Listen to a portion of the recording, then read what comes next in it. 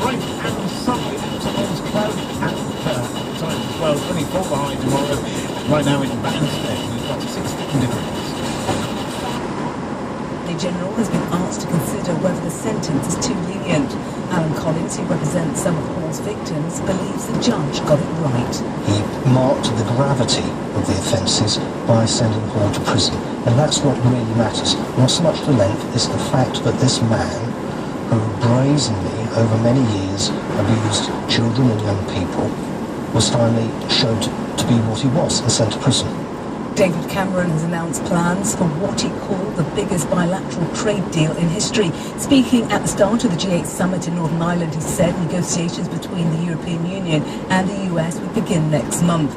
Our diplomatic correspondent James Robbins says it's a significant moment. It's taken 30 years, frankly, to get to this point where the EU and the US are committed to sitting down for trade negotiations. The hope is it could genuinely create tens of thousands of jobs on both sides of the Atlantic by vastly expanding what is already a very big trading relationship. And of course, why that's so important to all these leaders is it would mean one contribution to a path out of austerity. The art collector Charles Saatchi has said he was having a playful tiff with his wife Nigella Lawson when he was photographed in a London restaurant with his hands around her neck. He insisted they had made up by the time they arrived home. The Met says officers from a community safety unit are trying to establish the facts to see whether an investigation is necessary. A betting shop chain has won its appeal against Newham Council's refusal to allow it to open a branch in East Ham. Newham currently has the third highest number of bookmakers in London, and the council claimed a new branch of Paddy Power would attract crime and antisocial behaviour. Peter Krask is from the Association of British Bookmakers. He told the BBC customers want to gamble. What you're finding is high streets are going through a difficult time. We all know that. You've seen Blockbuster or Comet or these big chains that have closed down and lost jobs. A lot of those vacancies in the high street become available and some betting shops have moved around. But in the end, betting shops are like any other retail business. They open in response to customer demand. If the customers weren't there to come in and enjoy their leisure time in the shops wouldn't open. There's an urgent need for volunteer drivers in Oxfordshire to help frail people to get to and from outpatient appointments. It's after a fall of more than a third in the number signed up to help in the last 3 years, dropping from 45 to just 28. The reduced team completed nearly 20,000 trips between them last year. He's been telling the BBC it's a rewarding thing to do. Very satisfying, very, very enjoyable, and myself, like all the other drivers, hope we make it a pleasure for the patients and through their certain different illnesses that we can give them a little bit of joy taking them in and back home after their outpatient appointments. And that's Alan Evans. He's been a volunteer driver for 13 years. The Duke of Edinburgh has left hospital where he'd been recovering from exploratory surgery to his abdomen. Buckingham Palace said Prince Philip was in good spirits. The reason for the surgery has not been made public.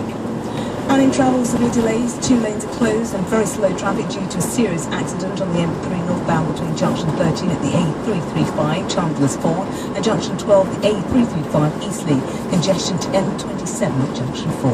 And weather will be mostly cloudy and muggy night with light winds. It'll stay dry for much of the time with risk of thundery showers. Tomorrow, some bright or sunny spells will develop and it'll feel warm and humid with light winds. There'll be a risk for some heavy thundery downpours, especially later on in the day. The maximum temperature is 26 degrees Celsius. This weather is BBC Surrey.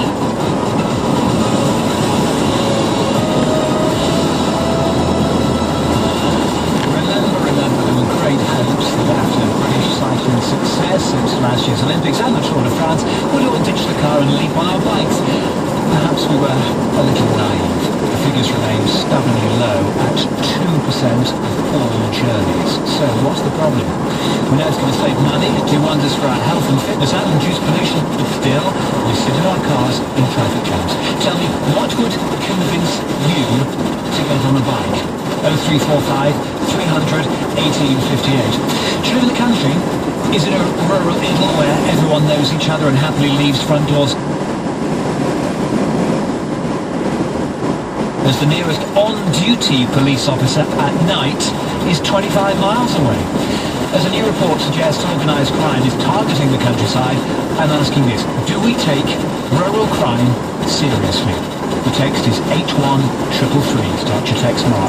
Got one of your strangest claims to fame for where you live. World Custard Pie Championships from Maureen in Coxheath. Beat that, or try. First BBC introducing track in 40 minutes is from Leicester. Weekdays 7 to 10. Mark Forrest, BBC Surrey.